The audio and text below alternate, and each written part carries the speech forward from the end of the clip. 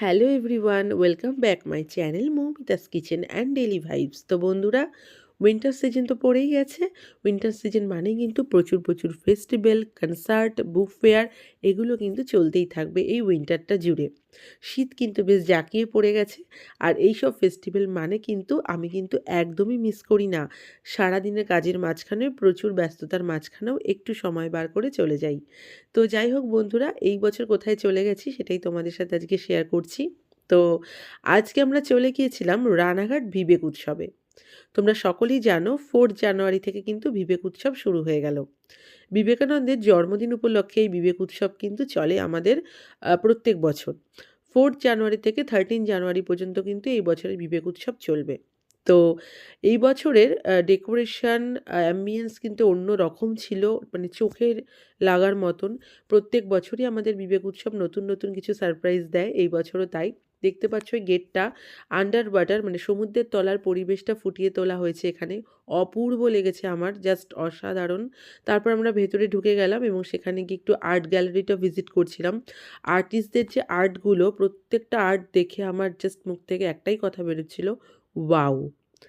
প্রচুর unique unique art এখানে ছিল, অসাধারণ। তোমরা যারা এখনও যাওনি তারা মিস করো না, অবশ্যই ভিজিট করো আমাদের রানাঘাট বিবেক উৎসব, যেটা কিন্তু স্বাস্থ্য উন্নতি ময়দানে হচ্ছে কোর্ট মোড়ে।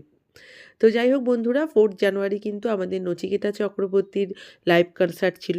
মানে জীবনমুখী গানের একটা বড় ফ্যান আমি এবং আমার হাজব্যান্ড। আমরা ছোটোবেলা থেকেই কিন্তু তার গানের ভীষণ ফ্যান এবং সেখানে গিয়ে তার আমাদের প্রিয় প্রিয় গানগুলোই কিন্তু আমরা শুনলাম। মানে কি বলবো, অসাধারণ। মানে জাস্ট মানে আমি তো চোখ ফেরাতে পারছিলাম না। এখনও নচিকেতা চক্রবর্তীর সেই কলেজ লাইফে আমরা যখন পড়তাম সেই সময়ের গান আর এখন সেম, গলার কোনো পরিবর্তন হয়নি। সে প্রথম প্রেম আমার নীলাঞ্জনা, মানে অসাধারণ একই রকম গান।